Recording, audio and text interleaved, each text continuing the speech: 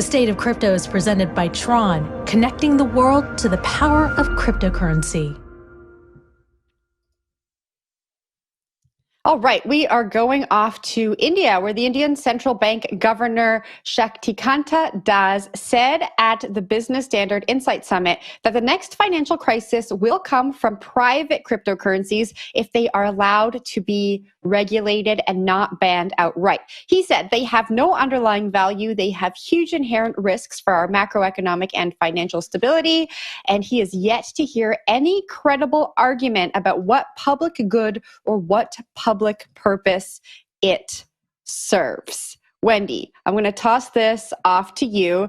What are you feeling when you hear the central bank governor in India saying this about private cryptocurrencies? And I just want to make a quick differentiation. When he says private cryptocurrencies, he's talking about crypto as we talk about it, Bitcoin, Ether, altcoins, all that. And when he says public, he's speaking about CBDCs. Okay. So first off, I just am so frustrated with all the news coming out of India because it's like first crypto is legal and then it's not legal and then it's illegal again. And they just keep going back and forth. And it's just really not fair to all the people over in India. Like they like crypto. They embrace technology. I know that India is a very, very amazing place that loves technology. So I'm not understanding what the problem is when it comes to crypto. But then when we're talking about a public cryptocurrency, the CBDC, that's what this is all about. And I don't think it's just India that's doing this. I think that every single country, city, town, government is kind of against crypto at this point, because if they allow crypto, then it's somewhat going to be problematic when it comes to the CBDC. So I don't like this in any way, shape, or form. And I think that crypto needs to be legal everywhere. Yeah, I'll snag it from there.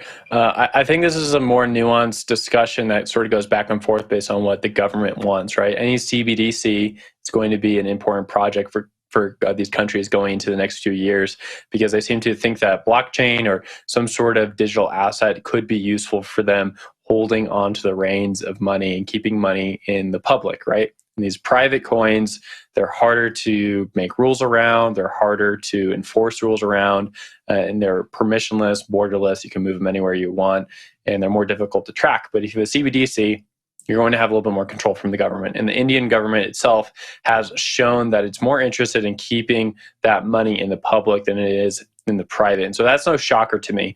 And we saw that earlier this year with the tax reform, right? Where they're like, hey, we're going to throw a 30% tax plus a 1% transaction fee tax on any sort of crypto movement. That's not shocking to me to see them move into this. I think it also really pairs well with what happens in China, right? China has pushed down on crypto so much and so often. That has really not gone away. And I think that in the US, Western Europe, other places, we're seeing very similar things. So like, to me, this headline is not really that shocking. I think most governments are starting to reckon with what a CBDC could be used for and what Bitcoin really is. And we're going to see more headlines like this one. Zach, up to you. I think I saw Jen. I'm going to kick it down to Jen. Yeah, I was just going to add here that India is holding the presidency of the G20 nation, so it gives the country power to set the agenda, and they are very adamant about pushing this agenda forward when it comes to crypto regulation. As I was reading the story, I was like, what an opportunistic time to say that crypto will be behind the next financial crisis, as everyone has FTX top of mind. I think a lot of people might read what this governor is saying and relate it directly to FTX, thinking that FTX is crypto. As I read further in the story, there was this quote that backed up my thought. Das said, "I don't think we need to say anything more about our stand after the developments over the last 1 year, including the latest episode around FTX." So it's so important to separate these things, because FTX, Sam Bankman-Fried, is not a representative of these actual private cryptocurrencies that he's talking about, that he wants to be banned outright. Zach?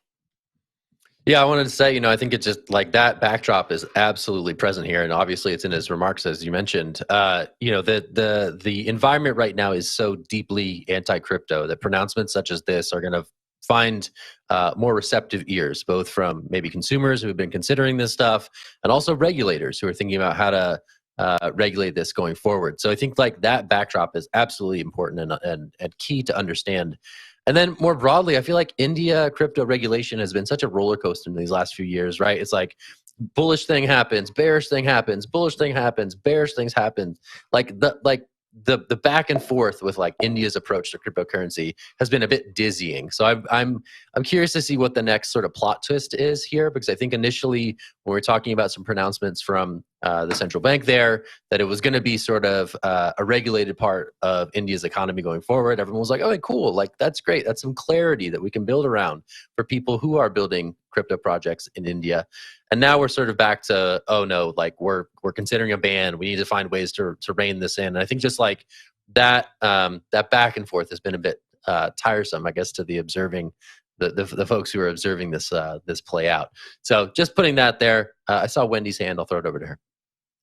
I just wanted to chime in before I gave it back to you, is that we'll probably be talking about how China is going to ban cryptocurrency and Bitcoin mining again next week, because it's just a common bear market theme. It pops up literally every month.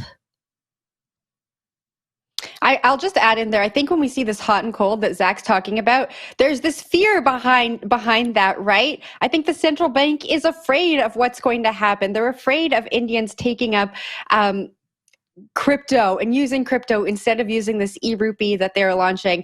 And I think we saw that in China. We're seeing that in a lot of other jurisdictions that are trying to launch a CBDC, and it is largely driven by fear. But the great thing is that people have options and people have access if they really want to access things like Bitcoin.